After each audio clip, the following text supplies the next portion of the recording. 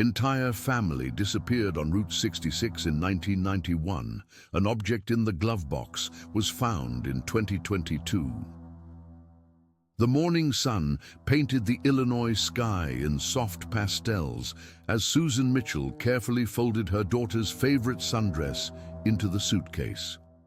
July 12th, 1991. A date that would later be etched into the hearts of everyone who knew the Mitchell family, though none of them could have imagined it then. The anticipation in the house was palpable, the kind of excited energy that only comes before a long-awaited family vacation. "Mom, did you pack my camera?" called out 16-year-old Emily from downstairs, her voice carrying that special blend of teenage enthusiasm and impatience that Susan had grown to cherish over the years. "It's in the front pocket of your backpack, sweetheart," Susan replied, running her fingers over the familiar fabric of her husband's lucky travel shirt. David had worn that same blue polo on every family trip since their honeymoon 15 years ago. It was faded now, soft from countless washings, but he insisted it brought them good fortune on the road. 12-year-old Tommy burst into the room, his freckled face glowing with excitement. "Dad says we can stop at the meteor crater in Arizona and maybe see some real cowboys." His gap-toothed grin reminded Susan of David at that age, all boundless energy and wonder at the world's possibilities. Susan smiled, though something fluttered in her stomach. She'd been having an odd feeling about this trip for weeks now, ever since they'd announced their vacation plans in the local Quincy Herald-Whig. It seemed innocent enough, just a small mention in the community section about the Mitchell family's upcoming cross-country adventure to California. David had been so proud, wanting everyone to know about their dream trip along the legendary Route 66. But ever since that newspaper article, Susan had noticed things. A man in a brown jacket lingering across from their house on Elm Street. The same unfamiliar car, a dark sedan, parked at different spots in their neighborhood over the past 2 weeks. When she'd mentioned it to David, he'd laughed gently and said she was letting her imagination run wild. "Susan, honey, you've been watching too many of those crime shows," he'd said, wrapping his arms around her as they stood in their kitchen. "This is Quincy, Illinois, not downtown Chicago. People are just curious about their neighbors." Maybe he was right. Maybe the knot in her stomach was just pre-trip nerves. After all, this was their first major vacation since David's promotion at the insurance company. They'd saved for 2 years to make this dream come true, a leisurely drive from their quiet Illinois town all the way to the Pacific coast, following the historic Route 66 that David had been fascinated with since childhood. The plan was simple and beautiful in its simplicity. They would take their reliable 1988 silver Buick Century, the same car that had faithfully carried them through countless weekend trips and daily commutes. It wasn't flashy, but it was dependable, just like David himself. They would drive southwest through Missouri, Oklahoma, Texas, New Mexico, and Arizona before finally reaching California and the ocean that Emily had been dreaming of seeing her entire life. David appeared in the doorway, his salt and pepper hair still damp from his shower. At 42, he carried himself with the quiet confidence of a man who had worked hard for everything he had. "The car's all packed up except for these bags," he said, reaching for Susan's suitcase. "I checked the oil, the tires, everything. She's ready for the journey of a lifetime." Susan watched her husband's familiar movements, the way he automatically checked that the suitcase zippers were fully closed, the way he glanced around the room one more time to make sure they hadn't forgotten anything important. These small rituals of his had always comforted her, but today they felt precious in a way she couldn't quite explain. "David," she said softly, catching his arm as he turned to go. "That man who came to the door last week, the one with the Grand Canyon tour packages, something about him bothered me." David paused, setting down the suitcase. He could see the worry in his wife's green eyes, the same eyes that had captivated him when they'd met at the county fair 20 years ago. "What about him bothered you, sweetheart?" Susan bit her lower lip, a habit she'd had since childhood when she was trying to find the right words. He knew too much. He knew Emily's name and Tommy's. He knew we were planning to visit the Grand Canyon before we'd even mentioned it to anyone outside the family. And when I asked how he got our address, he just smiled and said he was in the neighborhood. Lots of families visit the Grand Canyon, Susan, and our names were in the newspaper article, remember? Maybe he just has a good memory for details. That's probably what makes him good at his job. But even as David said the words, he remembered something unsettling about that encounter. The man had been well-dressed, professional-looking, but there had been something in his eyes that hadn't quite matched his friendly demeanor, and he had seemed more interested in their travel dates than in actually selling them anything.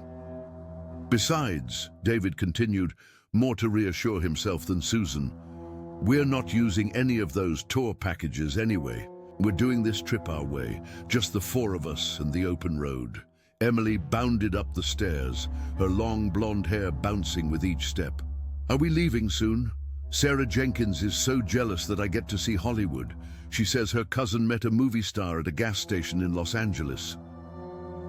Almost ready, sunshine, David said, using the nickname he'd given Emily when she was a toddler, and her hair had looked like spun gold in the sunlight. Just as soon as your mum stops worrying about mysterious strangers and starts getting excited about mysterious highways. Tommy appeared behind his sister, dragging a backpack that looked like it weighed almost as much as he did. I packed my rock collection and my baseball cards and my binoculars and... Tommy, we're not moving to California permanently. Susan laughed, despite her lingering unease. We're coming back home in 10 days. I know, but what if I find some really cool rocks? Dad says there are different kinds of stones in the desert than we have here in Illinois. David ruffled his son's auburn hair. That's right, buddy, and we'll have plenty of room in the car for a few special souvenirs. As they made their final preparations, Susan couldn't shake the feeling that she was forgetting something important. She checked and rechecked their itinerary, made sure they had plenty of cash for gas and meals, confirmed their motel reservations along the way. Everything was organized and planned, just the way she liked it. But standing in their bedroom, looking around at the familiar walls covered with family photos and Emily's artwork from grade school, Susan felt a chill that had nothing to do with the morning air conditioning. She picked up the small silver cross necklace from her jewelry box, a gift from her mother before she'd passed away 5 years ago, and fastened it around her neck. For protection, she whispered to herself, though she wasn't sure what she thought she needed protection from. The family gathered in the driveway as David performed his final vehicle inspection. The Buick Century sat gleaming in the morning sun, its silver paint reflecting the clear blue sky. It looked ready for adventure, dependable and safe. David had always taken meticulous care of their vehicles, believing that proper maintenance was the key to safe travels. Oil's good, coolant's topped off, tires are properly inflated, he announced, wiping his hands on an old rag. We've got emergency supplies in the trunk, maps in the glove compartment, and enough snacks to feed a small army. What about the camera supplies? Emily asked, clutching her new 35mm camera, her early birthday gift from her parents for the trip. 3 rolls of film, batteries, and the instruction manual, Susan confirmed, consulting the list she'd made the night before. You're going to document every mile of this adventure. Tommy climbed into the back seat, immediately claiming the window seat behind David. Can we play the license plate game? I want to see how many different states we can spot before we get to California. That sounds perfect, David said, settling into the driver's seat and adjusting his mirrors. The car's interior smelled like the pine air freshener Susan had hung from the rearview mirror. mixed with the familiar scent of the leather seats they'd splurged on when they bought the car 3 years ago. As they pulled out of their driveway on Maple Street, Susan turned to wave at their house, the little white colonial with blue shutters that had been their home for 8 years. Mrs. Henderson from next door was watering her flower garden and waved back enthusiastically. Old Mr. Peterson was reading his newspaper on his front porch, just like he did every morning, and he lifted his hand in a gentle salute as they drove past.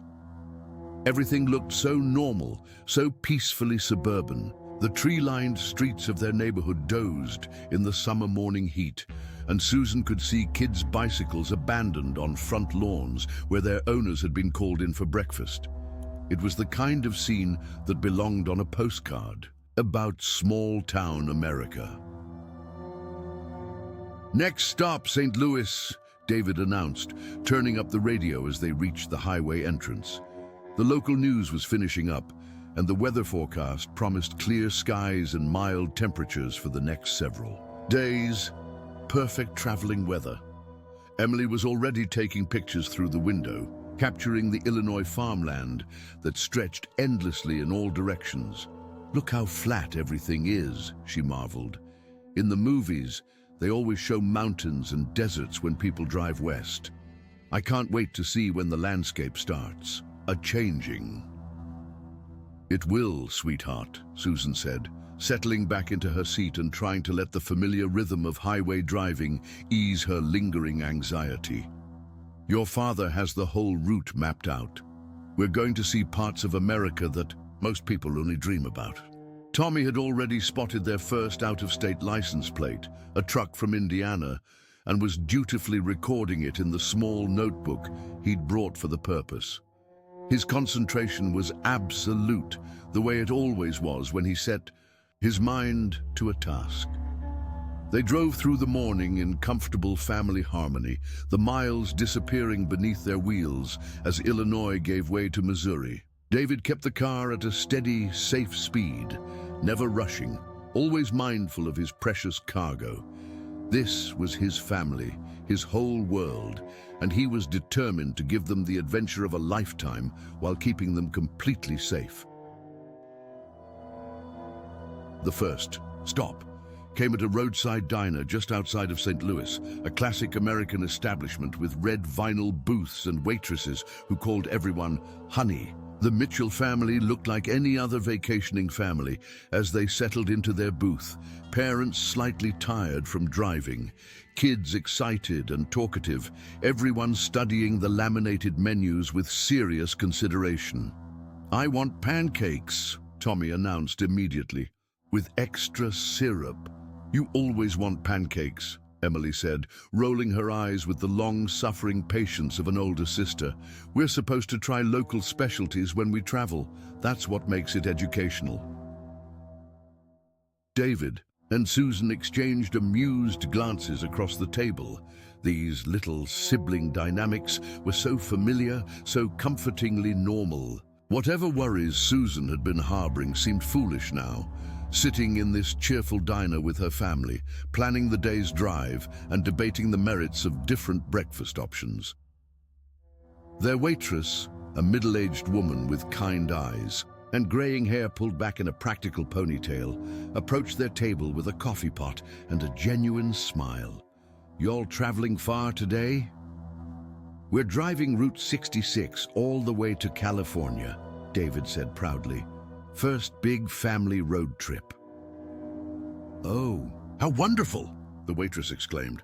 "I've lived in Missouri my whole life, and I still get excited hearing about folks taking that journey. You picked the perfect time of year for it. The weather's been just beautiful." As they ate their breakfast, Tommy did indeed get his pancakes, while Emily adventurously tried the local specialty of biscuits and gravy. Susan found herself relaxing for the first time in weeks. The food was good, the service was friendly, and the atmosphere was exactly what she had hoped for from their cross-country adventure. But as they prepared to leave, Emily noticed something that made her pause. "Mom, There's a man in that corner booth who's been watching us the whole time we've been here." Susan's blood ran cold as she discreetly glanced toward the back of the diner. Sure enough, a man in a brown jacket sat alone at a corner table, his meal apparently untouched, his attention fixed on their family. When he realized he'd been noticed, he quickly looked away and reached for his coffee cup.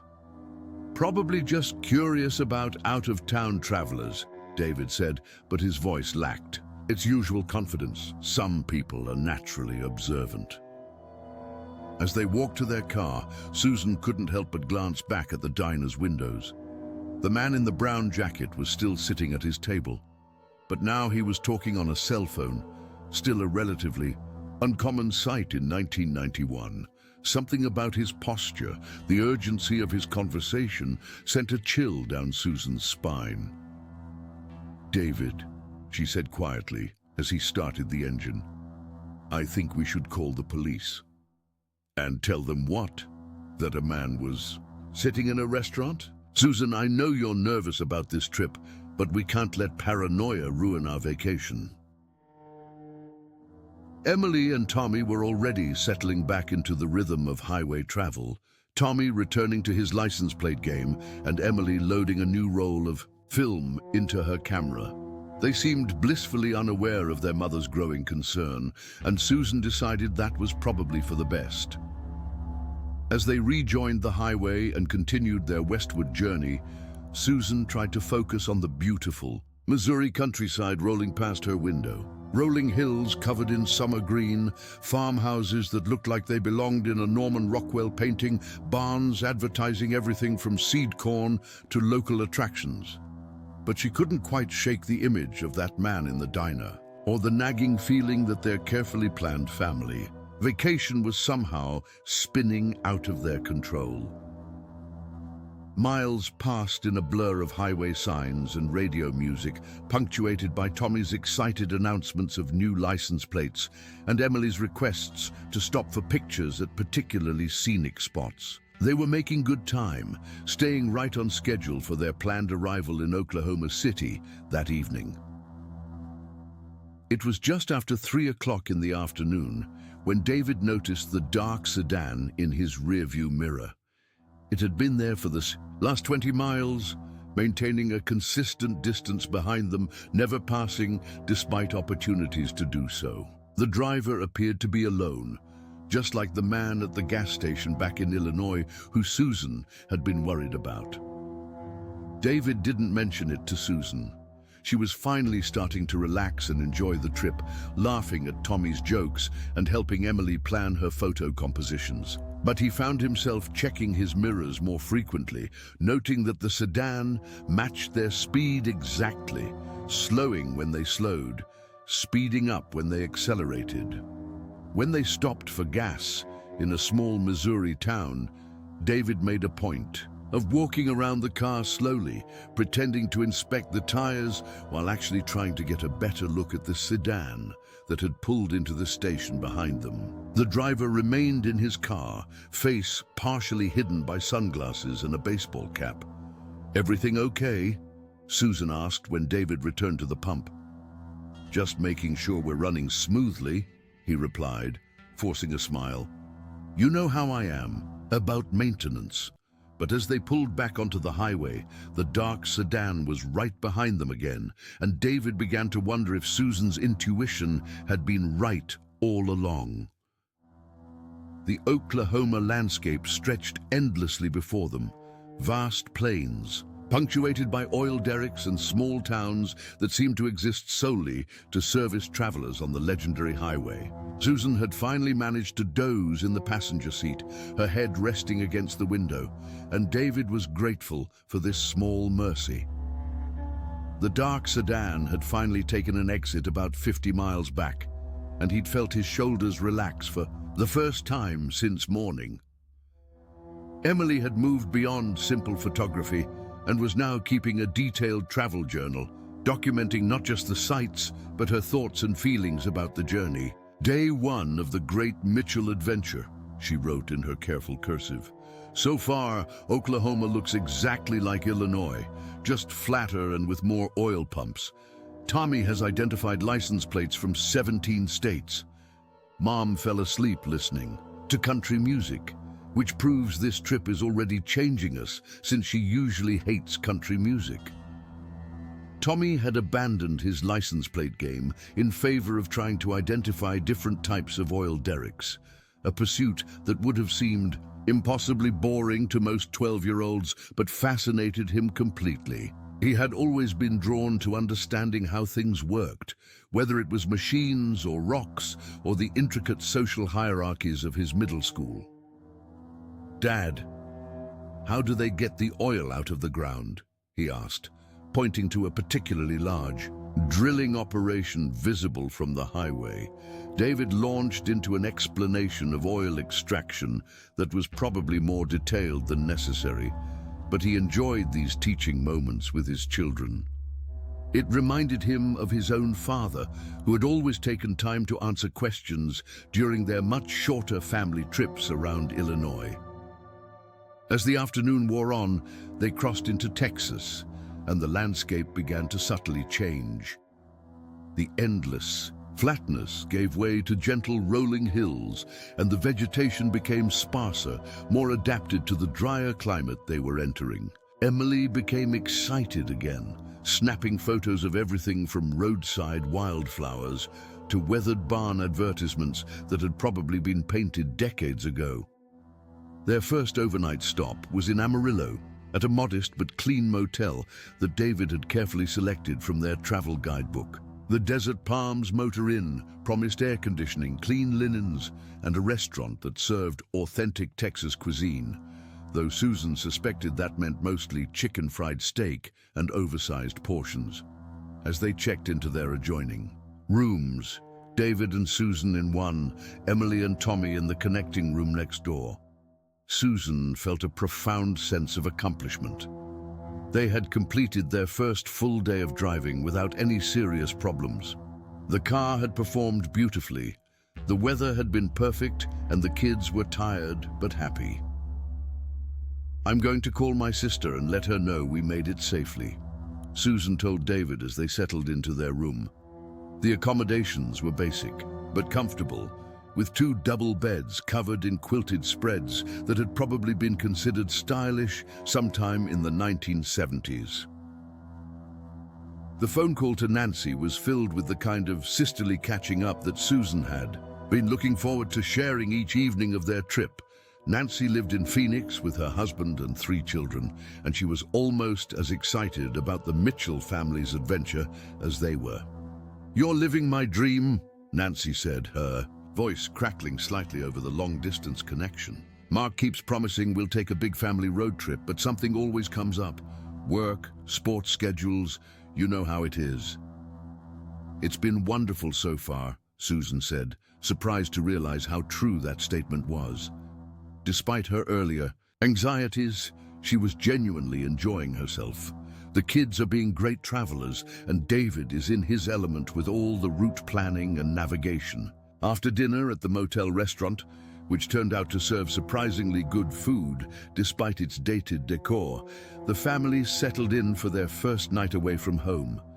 Emily and Tommy were asleep within minutes of their heads hitting the pillows, exhausted by the day's excitement and the steady rhythm of highway travel. But Susan found herself lying awake, listening to the unfamiliar sounds of a motel at night. Doors opening and closing, muffled conversations in the hallway, the distant hum of highway traffic that never quite stopped. It wasn't unpleasant, just different from the quiet suburban night sounds she was used to. Having trouble sleeping, David whispered from the bed next to hers. "Just adjusting to being away from home," she replied softly. "It's been a good day, hasn't it? A great day. And tomorrow we'll see some real western scenery. New Mexico should be beautiful this time of year." David was right about New Mexico. They woke to clear skies and comfortable temperatures, and as they continued west, the landscape began to transform in ways that delighted all of them. The flat plains gave way to mesas and arroyos, and the vegetation became distinctly southwestern, cacti and sagebrush and plants that looked like they belonged in the cowboy movies Tommy loved. "This is what I pictured when I thought about the West," Emily said, taking photo after photo of the dramatic landscape. "It's like we've driven into a different country." They stopped for lunch in a small town that looked like it hadn't changed much since the 1950s, complete with a main street lined with adobe buildings and a diner that advertised world-famous green chile cheeseburgers. The local character was exactly what they had hoped to experience on their Route 66 adventure. The waitress, an elderly Hispanic woman with silver hair braided down her back, took a motherly interest in their journey. "You picked a good time to come through," she said, refilling their iced tea glasses. "Summer's not too hot yet, and you've got clear roads ahead. Just watch out when you get into Arizona. There's been some strange happenings on the highway near the border." "What kind of strange happenings?" Susan asked, feeling that familiar knot forming in her stomach. "Oh, probably nothing to worry about," the waitress said quickly, seeming to regret mentioning it. "Just some folks reporting car trouble in areas where they shouldn't have had car trouble, if you know what I mean. Probably just coincidence." David paid the check and left a generous tip, but Susan noticed that he asked the cashier for directions to the nearest payphone. While the kids used the restroom, he made a quick call to the auto club just to confirm that their roadside assistance coverage would extend throughout their journey. "Better safe than sorry," he said when Susan asked about the call. "I want to make sure we're covered if anything unexpected happens." That afternoon, they reached Albuquerque, where they had planned to spend some time exploring the old town and perhaps buying souvenirs. Emily was particularly excited about finding authentic Native American jewelry for her best friend back home, and Tommy wanted to find a rock or mineral specimen that would be unique to New Mexico. They spent a pleasant few hours wandering through the historic plaza, browsing shops filled with turquoise and silver jewelry, pottery and textiles that spoke to centuries of Southwestern culture. Susan bought a beautiful ceramic bowl for her kitchen, and David found a vintage Route 66 guidebook that would make a perfect memento of their trip. It was Emily who suggested they buy postcards to send to friends and relatives back home. They found a rack of scenic cards featuring New Mexican landscapes and Route 66 imagery, and spent a happy hour sitting at a cafe table, writing messages to people who would be excited to receive mail from their adventure. "Having the most amazing time," Emily wrote to her best friend Sarah. "The desert is incredible, nothing like Illinois. Can't wait to show you all my pictures." Susan wrote to her sister Nancy. "Albuquerque is beautiful and the weather is perfect. Kids are being wonderful. Travelers, we should reach Arizona tomorrow. Can't wait to see the Grand Canyon." Tommy's message to his teacher was characteristically detailed. "Dear Mrs. Peterson, I have collected 4 different types of rocks so far and seen oil derricks and mesas and actual tumbleweeds. Did you know that tumbleweeds are a real thing and not just in movies?" David's postcard went to his brother in Chicago. "Route 66 is everything I hoped it would be. The car is running perfectly and the family is having the time of their lives. This was definitely the right decision." They mailed the postcards at the local post office, and Susan felt a warm sense of connection to their normal life back home. In a few days, these cards would arrive in familiar mailboxes, carrying news of their adventure to people who cared about them. As they prepared to leave Albuquerque, David consulted their maps and guidebooks one more time. "Tomorrow we'll cross into Arizona," he announced. "We should reach Flagstaff by early afternoon, and then we can decide whether to push on toward the Grand Canyon or save that for the next day." "I vote for seeing the Grand Canyon as soon as possible," Emily said. "I've been dreaming about it since we started planning this trip." "Me too," Tommy agreed. "I want to see if I can throw a rock all the way to the bottom." "You absolutely cannot throw rocks into the Grand Canyon," Susan said firmly. "It's a national treasure, and besides, you could hurt someone hiking on the trails below." That evening, they stayed at a motor lodge on the outskirts of Albuquerque, a slightly more upscale place than the previous night's motel. Susan called Nancy again to check in, and this time her sister had news that made her heart race. "Susan, the strangest thing happened today," Nancy said, her voice sounding troubled. "A man called here asking about your family. He said he was from a travel service and needed to confirm your route for some kind of upgrade to your accommodations." Susan felt the blood drain from her face. "What did you tell him?" "I didn't tell him anything. I don't even know your exact route, and besides, it seems suspicious. But he knew you were traveling Route 66, and he knew you had 2 children. He even knew their names, Susan." "Did he give you a name or a company?" "He said his name was George, something Robertson, I think, and the company was Desert Destinations Travel Service. But when I asked for a callback number, he said he was calling from the road and would try again later." Susan's hands were trembling as she hung up the phone. She immediately told David about the conversation, watching his expression grow increasingly serious as she related the details. "This is the same person who came to our house," David said grimly. "It has to be. The question is, how does he know where we are and where we're going?" "The postcards," Susan whispered. "We've been sending postcards with our location and our plans, but those won't be delivered for days. Then how else could he know?" David thought about the dark sedan that had followed them through Missouri, about the man in the diner who had watched their family, about all the small incidents that Susan had noticed and he had dismissed. A terrible possibility was beginning to form in his mind. "Susan, I want you to pack up everything right now. We're leaving." "But it's almost 10 o'clock at night. The kids are already asleep." "I don't care. We're not staying here tonight." As they hurriedly gathered their belongings and woke the confused children, David's mind was racing through possibilities. Someone was tracking their family, and that someone knew details about their trip that should have been private. The man who had visited their house had somehow obtained information about their route, their timing, maybe even their motel reservations. "Where are we going?" Emily asked sleepily as they loaded their luggage back into the car. "We're going to drive through the night," David said, trying to keep his voice calm. "I want to get to Arizona ahead of schedule." "Is something wrong?" Tommy asked, sensing the tension in his parents' voices. "Nothing's wrong," Susan said, though her heart was pounding. "We just decided we want to see the sunrise over the desert." As they drove through the New Mexico night, David kept checking his rearview mirror for any sign of pursuit. The highway was mostly empty at this hour, with only occasional trucks and a few other night travelers sharing the road. Susan dozed fitfully in the passenger seat, starting awake every time David had to brake or change lanes.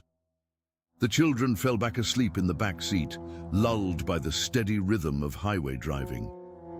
Emily's head rested against Tommy's shoulder, and they looked so young and innocent that Susan felt a fierce protectiveness surge through her.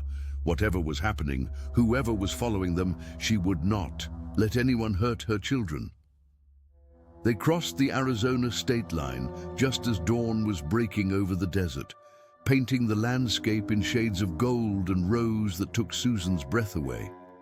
Under different circumstances, she would have insisted they stop to take pictures of this spectacular sunrise. But now she just wanted to reach safety, though she wasn't entirely sure where safety might be found.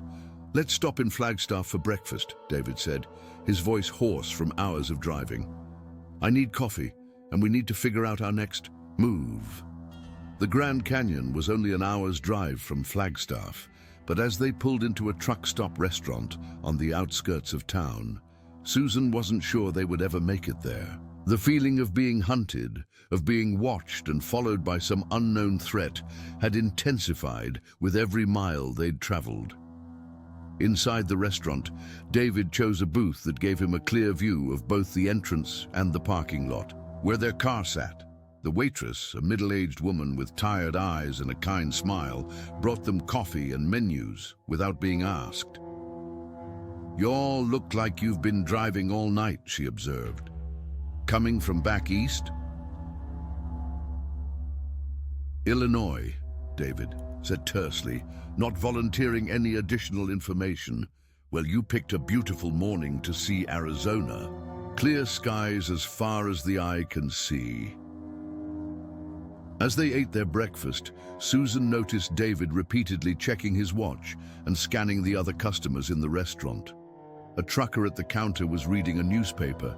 A family with young children occupied a booth near the windows. An elderly couple shared coffee, and what looked like a map spread between them. Everything appeared normal, but Susan could feel the tension radiating from her husband like heat from a furnace. Whatever danger he sensed was real enough to keep them driving through the night, real enough to abandon their carefully planned itinerary. "Dad," Emily said quietly, "that man at the counter keeps looking at us." David's head snapped toward the counter, where a lone man in dark clothing sat hunched over a cup of coffee.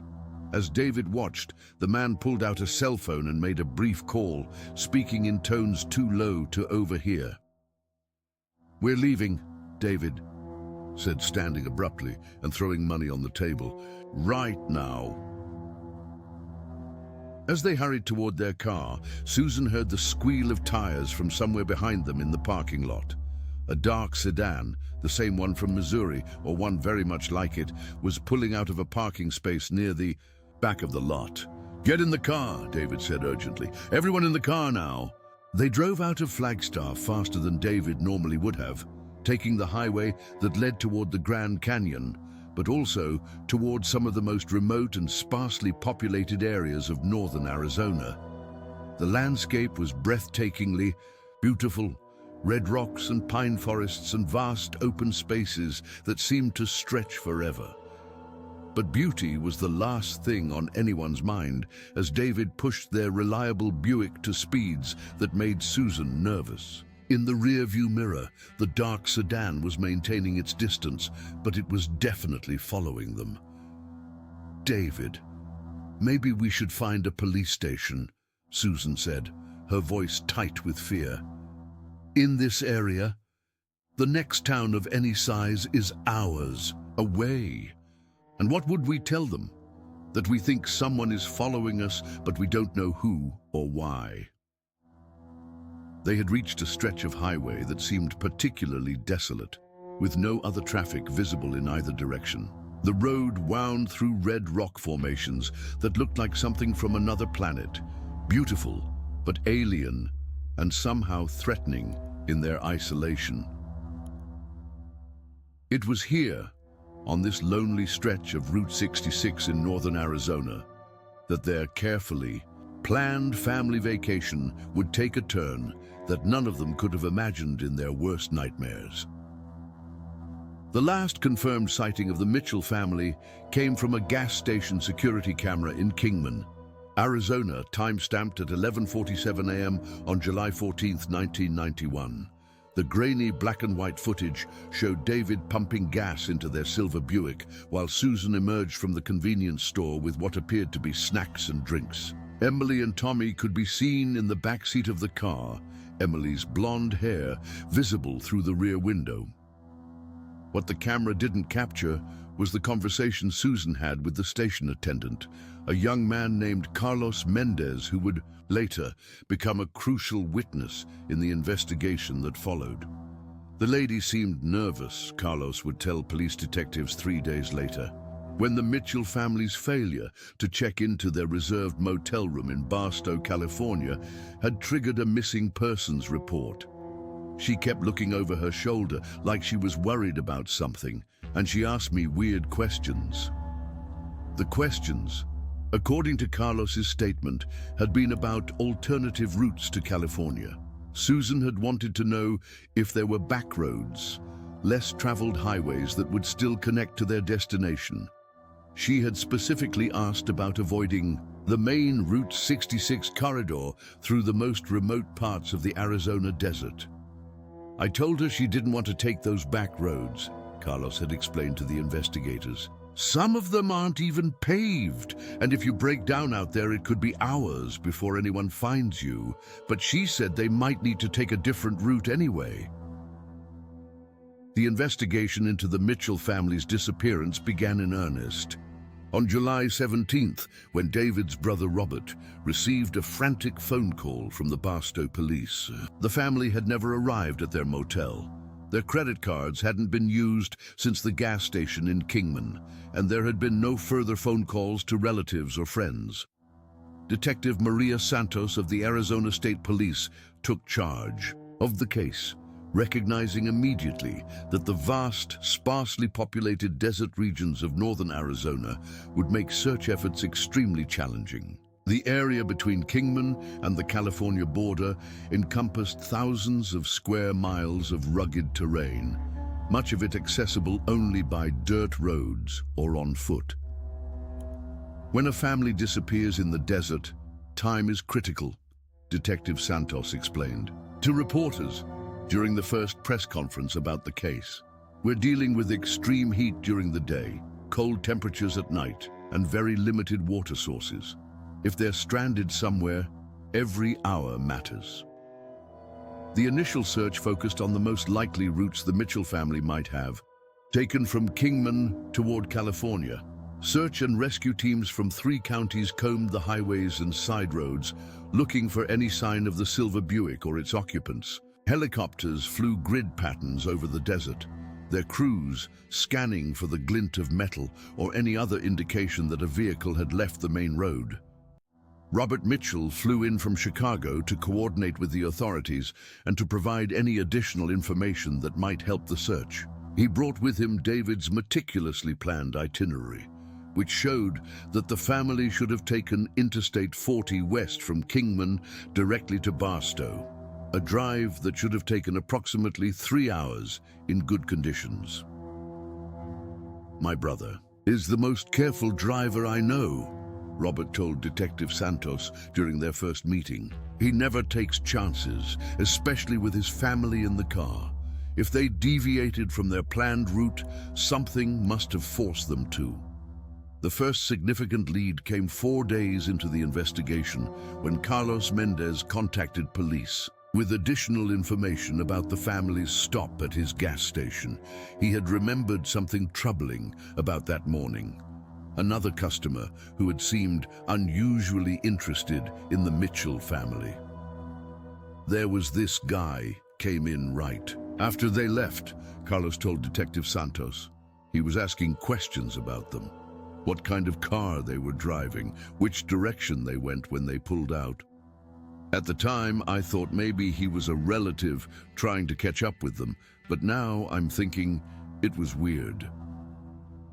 The description Carlos provided was frustratingly vague. A middle-aged white man, average height and build, wearing dark clothing and sunglasses. The man had paid for his gas with cash and had driven what Carlos thought was a dark sedan, but he couldn't recall the make, model, or license plate number. Detective Santos ordered a review of all the security camera footage from businesses along the highways leading in and out of Kingman, hoping to identify the mysterious man or his vehicle. The process was tedious and time-consuming, made more difficult by the fact that many establishments in the remote desert areas didn't have security cameras at all. Meanwhile, family members back in Illinois were dealing with their own nightmare of uncertainty and helplessness. Susan's sister Nancy had flown in from Phoenix to stay with Robert at the hotel in Flagstaff that had become the unofficial headquarters for the family's vigil. The two of them spent their days making phone calls to hospitals, police departments, and anyone else who might have information about the missing family. The not knowing is the worst part, Nancy confided to a reporter from the Phoenix newspaper who had been covering the story. If they're hurt, if they need help, if they're... She couldn't finish the sentence, couldn't voice the possibility that haunted all their thoughts. Emily's best friend Sarah organized a prayer vigil at Quincy High School, and Tommy's Little League team dedicated their next game to his safe return. The local newspaper ran daily updates about the search efforts, and the story was picked up by national media outlets hungry for a human interest story that combined the romance of Route 66 with the tragedy of a missing family. As the days turned into weeks, the search area expanded to include more remote regions of the Arizona desert. Volunteer groups joined the professional search teams, bringing their own vehicles and equipment to comb areas that hadn't been previously explored. The response from the community was overwhelming, with people driving from as far away as California and New Mexico to participate in the search efforts. But the desert was vast and unforgiving, full of hidden canyons, abandoned mine shafts, and areas so remote that they hadn't been thoroughly explored in decades. Every day that passed without finding any trace of the Mitchell family made Detective Santos more pessimistic about the outcome. 3 weeks into the investigation, a potential breakthrough came from an unexpected source. A truck driver named Bill Morrison contacted police to report that he had seen something unusual on the morning of July 14th. The same day, the Mitchell family had disappeared. Morrison had been driving a route that took him through some of the more remote areas east of Kingman when he noticed a car pulled off onto a dirt service road that led to an abandoned mining operation. What caught his attention was that the car's rear windows appeared to be covered with some kind of dark material, and there was only one person visible in the vehicle, a man in the driver's seat. I thought it was strange because it was hot, as blazes that day, and covering the windows would have made the car even hotter inside, Morrison told investigators. But what really stuck with me was how nervous the guy looked when he saw my truck. He ducked down like he didn't want to be seen. Morrison's description of the car, a silver sedan, possibly a Buick, matched the Mitchell family's vehicle. The location he described was approximately 30 miles from Kingman, in an area that hadn't been included in the initial search because it was off the main highway routes. Detective Santos immediately dispatched search teams to the abandoned mining area, but what they found there only deepened the mystery. There were tire tracks on the dirt road, but they were too weathered by wind and occasional rain to provide useful evidence. The mining site itself was a maze of old buildings, equipment, and mine shafts, some of which were partially collapsed and dangerous to explore. We found evidence that vehicles had been in the area recently, Detective Santos reported to the family, but nothing that definitively connects to your loved ones. We're going to continue searching this area, but I want to prepare you that it may take some time.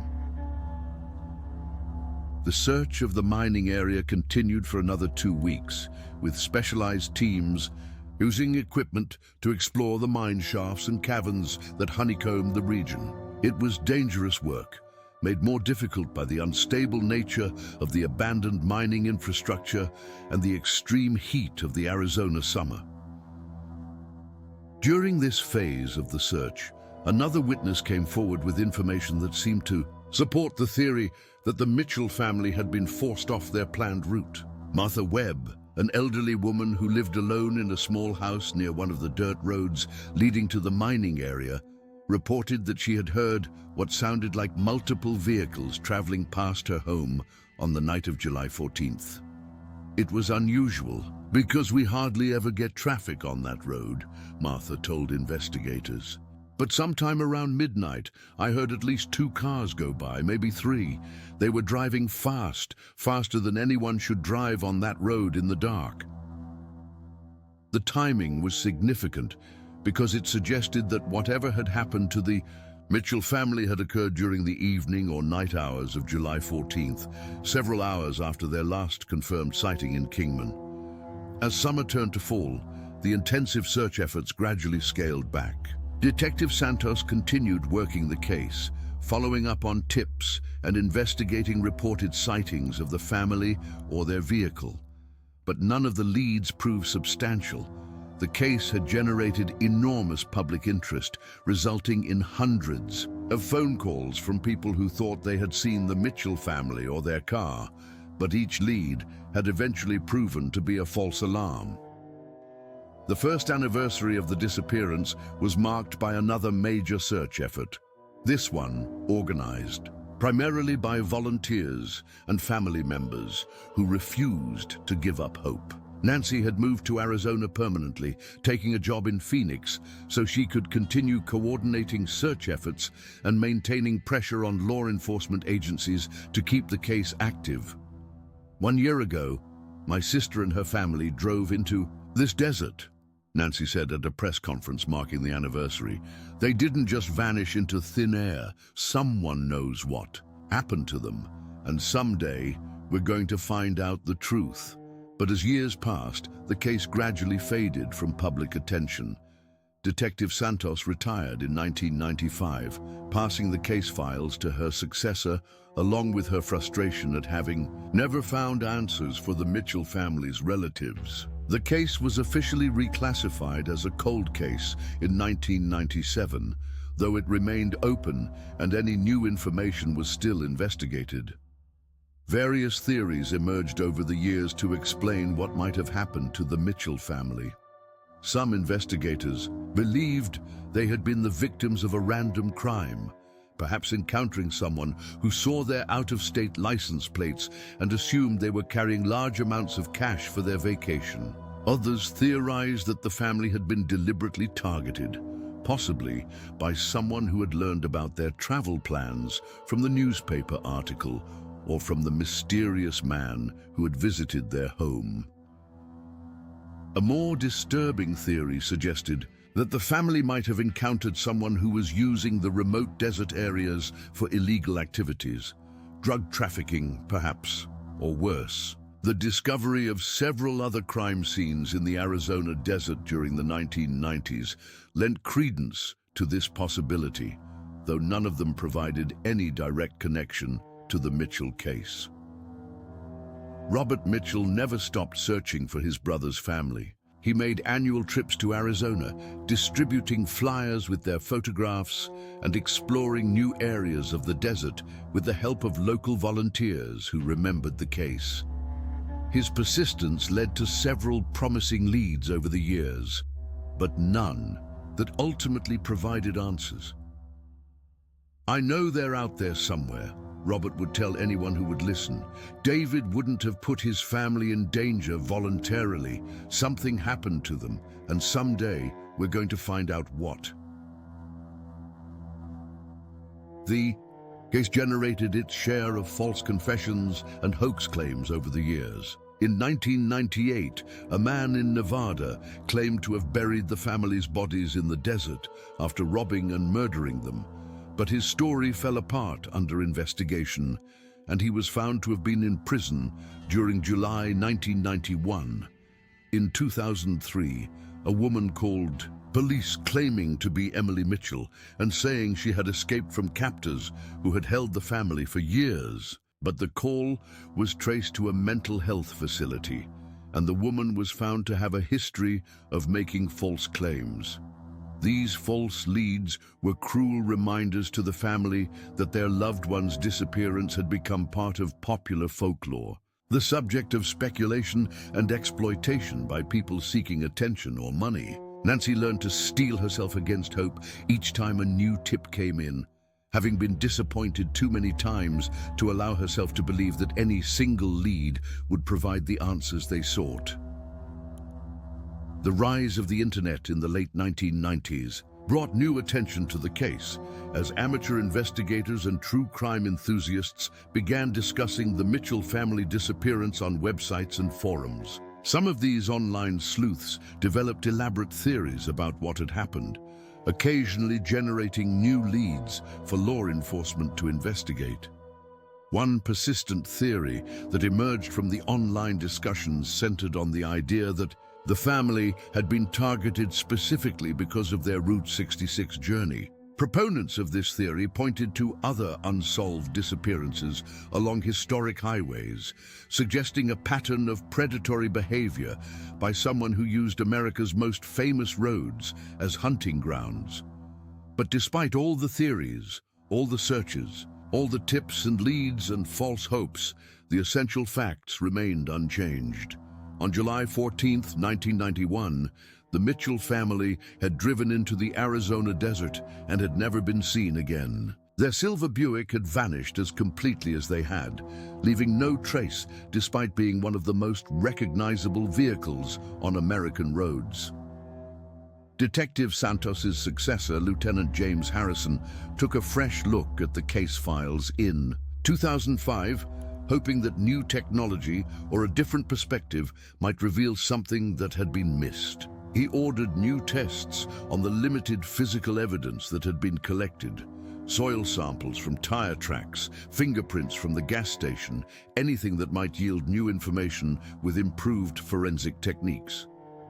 Cold cases are never really closed, Lieutenant Harrison explained to Nancy during one of their meetings. New technology, new witnesses, new information can emerge at any time. The key is to remain open to possibilities while being realistic about the challenges we face. Harrison's review of the case files revealed just how thorough the original investigation had been. Detective Santos and her team had followed every lead, interviewed every potential witness, and searched every area that seemed remotely promising. The lack of results wasn't due to poor investigative work. It was simply a reflection of how completely the Mitchell family had vanished. By 2010, nearly 20 years after the disappearance, most of the original investigators had retired or moved on to other assignments. The case files had been digitized and stored in electronic databases, but active investigation had essentially ceased. Nancy continued to call the police department periodically, more out of habit than hope, and the anniversary of the disappearance was still marked by brief newspaper articles that recycled the same basic facts. The children who had participated in prayer vigils for Emily and Tommy were now adults with children of their own. Sarah, Emily's best friend, had become a teacher and sometimes used the Mitchell family's story as a cautionary tale about travel safety. Tommy's Little League teammates, now in their 30s, occasionally mentioned him when they gathered for reunions or community events. But time has a way of blurring even the most tragic memories. And by 2015, the Mitchell family case was known primarily to true crime enthusiasts, law enforcement officers who had worked on the investigation, and the increasingly small circle of family members who had never stopped hoping for answers. It would take another 7 years and a chance discovery by people who had never heard of the Mitchell family to finally crack open a case that had seemed destined to remain forever unsolved. The abandoned service road that wound its way through the desert hills near Oatman, Arizona, had been forgotten by most people for decades. Once used by mining operations and railroad maintenance crews, it had been gradually reclaimed by the desert, its asphalt cracked and broken, scattered with tumbleweeds and debris that told stories of human activity long past. On a clear morning, in September 2022, 3 urban explorers made their way along this forgotten stretch of pavement, documenting abandoned structures and industrial artifacts for their YouTube channel. Marcus Chen, Sarah Williams, and Jake Rodriguez had been exploring forgotten corners of the American Southwest for 2 years, drawn by the stark beauty of ruins and the stories they told about the region's boom and bust history. "Check this out," Marcus called to his companions, pointing to what appeared to be a large pile of broken concrete slabs and rusted metal debris about 50 yards off the old road. "Looks like someone dumped construction waste out here years ago." Sarah, who had a background in archaeology, was immediately intrigued by the deliberately arranged nature of the debris pile. "That's not random dumping," she said, walking closer to examine the site. Someone stacked those concrete pieces very carefully. They're covering something. The three explorers spent the better part of an hour carefully moving the smaller pieces of debris, using crowbars and shovels they carried in their vehicle for exactly this type of investigation. What they uncovered beneath the concrete and metal scraps would reignite one of Arizona's most enduring mysteries and finally provide answers that had eluded investigators for more than 3 decades. "Oh my God," Jake whispered as they cleared away enough debris to reveal the distinctive shape of a car roof. "There's a whole vehicle under here." As they continued their careful excavation, more of the car became visible. It was a silver sedan, its paint faded and dulled by years of exposure, but still recognizable. The vehicle appeared to be from the late 1980s or early 1990s, and despite its long burial, it was remarkably intact. Sarah immediately recognized the significance of their discovery. "We need to call the police," she said, pulling out her cell phone. "This isn't just an abandoned car. Someone went to a lot of trouble to hide it." The response from the Mojave County Sheriff's Department was swift and thorough. Within 2 hours, the remote location was crawling with investigators, crime scene technicians, and FBI agents who had been alerted to the possibility that this discovery might be connected to one of the region's most famous unsolved cases. Detective Amanda Reyes, who had inherited the Mitchell family case files when she joined the Cold Case Unit 3 years earlier, felt her heart racing as she examined the newly uncovered vehicle. The license plate, though damaged by time and weather, was still partially readable, and when she ran the numbers through the system, her suspicions were confirmed. "This is them," she told her supervisor over the radio. "This is the Mitchell family's car." The initial examination of the vehicle revealed both answers and new mysteries. The car's interior was in surprisingly good condition, protected from the elements by the concrete and metal that had covered it. The family's luggage was still in the trunk, along with souvenirs they had purchased during their journey. The ceramic bowl Susan had bought in Albuquerque, Emily's collection of postcards, Tommy's carefully labeled rock specimens. But there were no human remains in or around the vehicle. Despite the thorough burial of the car, whoever had hidden it had not buried the Mitchell family with it. Crime scene technicians processed every inch of the vehicle, photographing and cataloging items that might provide clues about what had happened to its occupants. In the back seat, they found Emily's camera, still loaded with film that would later be developed to reveal the last photographs the family had taken together. The most significant discoveries came from the car's glove compartment. Nestled among the usual collection of vehicle registration papers, maps, and maintenance records were 2 items that would transform the investigation: a rusted keychain bearing the initials GR and an unmarked cassette tape. The keychain appeared to be old and worn, not something that would have belonged to David Mitchell, who was known to keep his keys on a simple metal ring with his insurance company's logo. The initials GR meant nothing to the investigators initially, but they would prove to be crucial in identifying the person responsible for the family's fate. The cassette tape was handled with extreme care, transported to the FBI's audio analysis laboratory in Phoenix, where specialists could attempt to extract whatever information it might contain. The tape was old and had been exposed to temperature extremes, but sophisticated audio recovery techniques allowed investigators to piece together its contents. What they heard on that tape would haunt everyone involved in the case for years to come. The recording began with familiar family voices, David discussing their route, Susan commenting on the desert scenery, Emily and Tommy arguing about whether they would see any wild animals during their journey. These conversations appeared to have been recorded during the family's time in the car, possibly without their knowledge. But interspersed with these innocent family moments were more disturbing elements. Periods of intense static, abrupt stops and starts in the recording, and most chillingly, the presence of a male voice that clearly did not belong to David Mitchell or his son Tommy.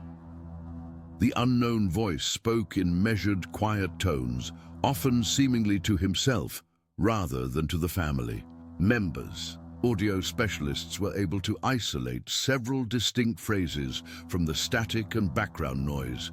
She shouldn't have left the car. The detour is ready. No one returns from the meeting point.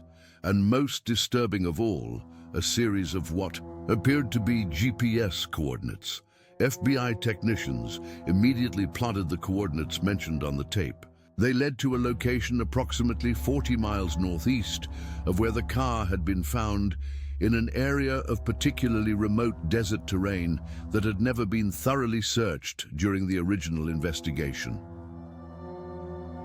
Dr. Jennifer Walsh, the FBI's leading audio analysis expert, presented her findings to the investigative team 3 weeks after the tape's discovery. Her conclusions were both technically impressive and deeply unsettling.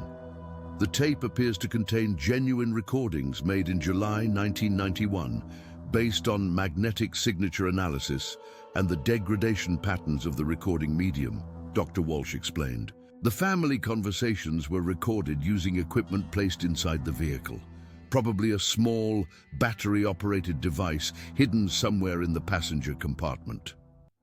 She paused before delivering the most chilling aspect of her analysis. The unknown male voice was recorded separately, probably using the same device, but at different times. Based on audio patterns and ambient noise analysis, I believe this person was in the vehicle with the family during at least part of their journey.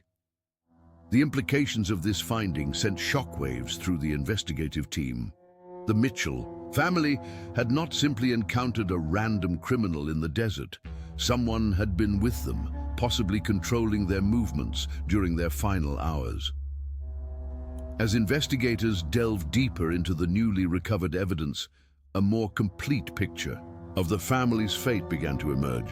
Additional items found in the car included a professionally printed pamphlet advertising Desert Oasis Lodge, your gateway to Mojave adventure, complete with photographs of rustic accommodations and promises of authentic southwestern hospitality. But when FBI agents attempted to locate this establishment, they found no record of any such business, either in current directories or in historical archives dating back to the 1980s. The address listed on the pamphlet led to an empty stretch of desert with no structures or facilities of any kind. This pamphlet was created specifically to deceive the Mitchell family, Detective Reyes concluded.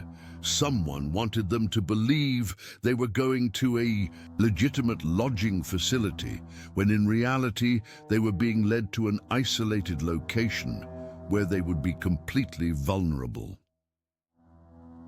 The breakthrough that finally identified the person behind the Mitchell family's disappearance came from an unexpected source. Following the widespread media coverage of the car's discovery, the FBI received a letter from someone who identified herself only as a friend of justice. The letter, postmarked from Flagstaff, contained information that had never been part of the public record. In July 1991, I was working the night desk at the Ponderosa Motor Lodge on Route 66 in Flagstaff. I was 19 years old and scared of losing my job, so I never told anyone what I saw that night. A family with 2 children, a blonde girl and a red-haired boy, checked in around 10 p.m. on July 13th. They seemed nervous, especially the mother. She kept looking out the window like she was expecting someone. Around midnight, a man came to the desk asking about the family. He knew their names, knew what room they were in, said he was supposed to meet them. I knew this was wrong, because the family hadn't mentioned expecting anyone, but the man was very insistent, very convincing. He said there had been a change in their travel plans and he needed to speak with them urgently. Against my better judgment, I gave him their room number. About an hour later, I saw the family loading their car in the parking lot. But now there was a man with them, and something about the situation felt wrong. The children looked scared, and the parents kept glancing at the man like they were afraid of him. I watched them drive away, and I never saw them again. The man signed the guest register when he talked to me. I remember the name because it was unusual, George Robertson. He drove a dark blue sedan with out-of-state plates, though I can't remember which state. I've carried this guilt for 31 years. When I saw the news about the car being found, I knew I had to tell someone. I'm sorry I didn't speak up sooner. Maybe if I had, that family would still be alive. They didn't disappear. They were taken. And the man who took them knew exactly where they would be before they ever left Illinois. The letter provided the missing piece of the puzzle that investigators had been seeking for over 3 decades. George Robertson, GR, the initials on the keychain found in the Mitchell family's car, was the man who had visited their home before the trip, offering Grand Canyon tour packages and somehow learning their travel plans. FBI databases contained no record of anyone named George Robertson connected to legitimate travel or tour services in the southwestern United States during 1991. But cross-referencing the name with criminal records from that time period revealed a disturbing possibility. A man named George Edward Robertson had been arrested in Nevada in 1987 for fraud and identity theft charges related to a fake travel booking scheme. The case had been dropped when Robertson disappeared while out on bail, and no trace of him had been found since that time. FBI investigators now believed that Robertson had been operating under false identities, targeting families like the Mitchells who advertised their travel plans publicly. The coordinates mentioned on the cassette tape led search teams to a remote area of the Sonoran Desert where they made the final heartbreaking discovery. In a natural depression hidden among rocky outcroppings, they found the remains of 4 people, 2 adults and 2 children, along with personal items that confirmed their identities. Susan's silver cross necklace, the gift from her mother, was found near what investigators determined were her remains. Tommy's rock collection, carefully maintained even in his final moments, was scattered nearby. Emily's beloved camera, the one she had been so excited to use for documenting their adventure, lay broken among the desert stones. David's remains were found slightly apart from his family, suggesting that he had tried to protect them until the very end. The discovery brought closure to a case that had haunted law enforcement and the families involved for more than 3 decades. But it also raised new questions about how many other families might have fallen victim to George Robertson's predatory scheme. Nancy Mitchell, now in her 70s and living in a retirement community in Phoenix, was finally able to lay her sister and her family to rest. The funeral service, held at the same Quincy church where Susan and David had been married, was attended by hundreds of people who had never stopped hoping for answers. "My sister was right to be worried," Nancy said during her eulogy. She sensed danger from the very beginning, but she trusted in the goodness of people and the safety of the American road. She couldn't have imagined that someone would deliberately target her family for their faith in the adventure of travel. The Mitchell family case became a landmark investigation in the study of predatory criminals who target travelers. The FBI established new protocols for investigating missing persons cases involving families on vacation, and several cold cases from the 1980s and 1990s were reopened based on similarities to the Mitchell family's experience. George Robertson was never found, despite an intensive manhunt that included international cooperation with law enforcement agencies in Mexico and Canada. Some investigators believe he died years ago, possibly in the remote desert areas where he conducted his crimes. Others think he may still be alive, living under another assumed identity in a location far from the scenes of his previous activities. The Mitchell family's story became a cautionary tale about the vulnerability of travelers and the importance of protecting personal information about vacation plans. But it also became a testament to the persistence of those who loved them and never stopped searching for answers. Emily's photographs, developed from the film found in her camera, showed the family's joy and excitement during their journey west. Pictures of roadside diners, desert landscapes, and tourist attractions captured their last happy moments together before they encountered the man who would end their dreams of adventure.